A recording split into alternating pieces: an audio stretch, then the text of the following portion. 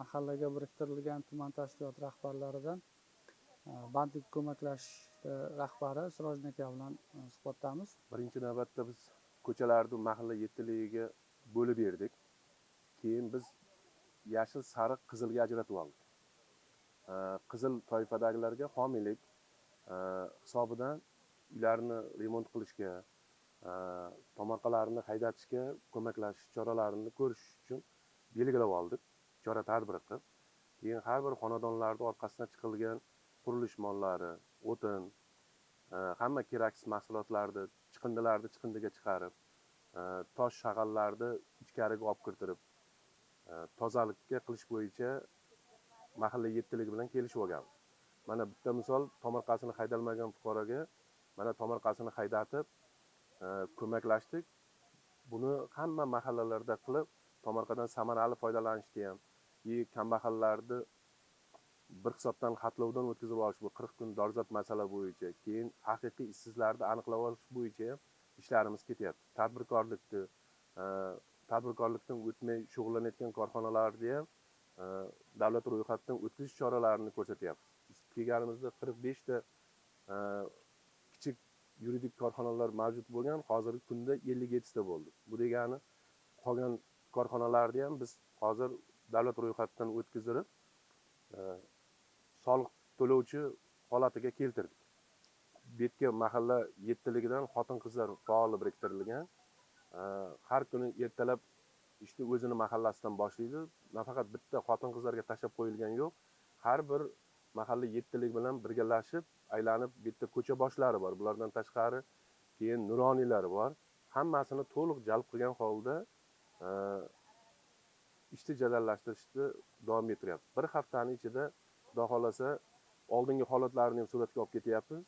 Keyin qilib bo'lingan suratlarni ham e'lon qilib boramiz. Bu yerda yo'l ochish uchun aniq bitta yo'lni ikkinchi yo'lga bog'lash kerak. O'shanda haqiqatan qiynalayotgan bo'lsa, yo'l ochish chorasini ko'rib beramiz. Lekin bu yerda shu orqasini ko'rib keldim hozir. Fermer dalasi bilan tutashgan, maqsadsiz ochganimiz bu.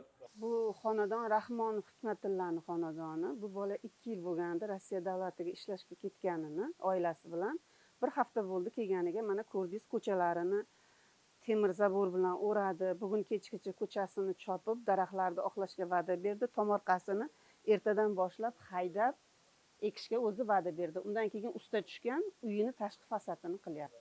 Menga biriktirilgan ko'chada 120 ta xonadon bor. 120 ta xonadondan 3% shunaqa. Mana bu qo'shnisi ham ko'chib ketgan, Rossiyada yashamaydi. Hozir uni ham nari Dehqonoboddagi ota-onalariga odam jo'natdik. Hozir keladi. Ogohlantirish xatini qo'liga beramiz. O'g'lini xonadonini tozalab, chiroyli qilib qo'yadi. Keyingi uyda ham hech kim yashamaydi. Uni ham chaqirtirib, uydagilarni, aka-ukalarni chaqirtirib ishlarini qilyapmiz. Tozalash ishlarini qilyapti. Qarindosh urug'i, aka-ukalariga qildiryapmiz. O'zbekobod mahalla fuqarolar yig'ini ijtimoiy xodimi Mirzayev Zaynobiddin bo'laman. Mana hozir dolzarb 40 kunlik tashabbus doirasida mana mahallalar ogohlantirish xatlari tarqatdik. Mahalla faollari, mahalla nuroniylari bilan birgalikda yurib, ogohlantirish xatlarini tarqatib, oqsoqollar bilan ta'sirchan choralarni ko'rish ishlarini olib boryapmiz.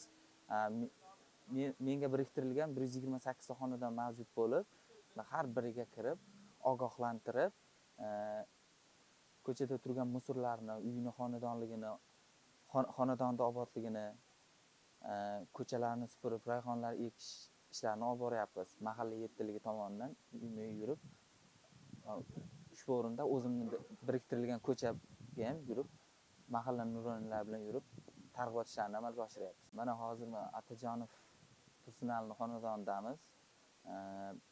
Tursunali xonadonida kelib mana ogohlantirdik. Xudo xolasa mana ishni boshladi. 3 kun 4 kunda obodonlashtirib joyiga qo'yib olib beramiz deyishdi.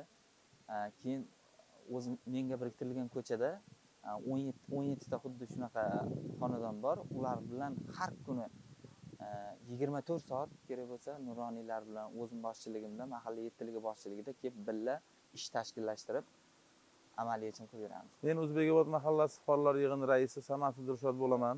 Meni mahallamda 10 ta ko'cha bo'lib o'sha 10 ko'chani hozirgi kunda dolzarb 40 kunlik muhtaram prezidentimiz tomonidan e'lon qilindi.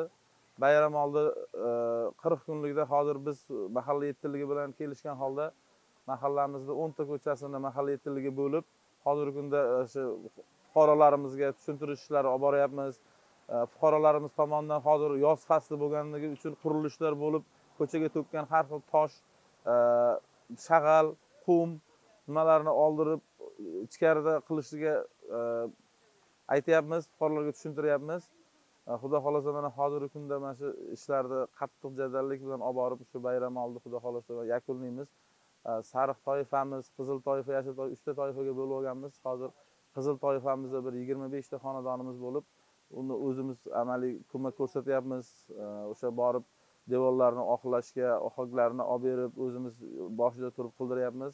Xudo xolasa mana shu bayramgacha o'sha ishlarni amalga oshirib, hozirgi kunda mahalla yettiligi tomonidan o'sha ishlarga ashaddiy kirishganmiz. Xudo xolasa uni amalga oshiramiz. Bir hafta 10 kun ichida mana shu narsalarni joy-joyiga qo'yamiz.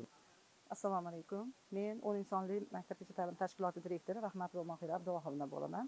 Dolzarb 40 kunlik tadbirlarida mana shu bog'chamizni obodonlashtirish ishlarini olib boramiz. Mana shu 3 kun ichida mana shu orqa tomonini texnik xodimlar bilan birga 3 kun ichida hamma obodonlashtirish ishlarini bajaramiz.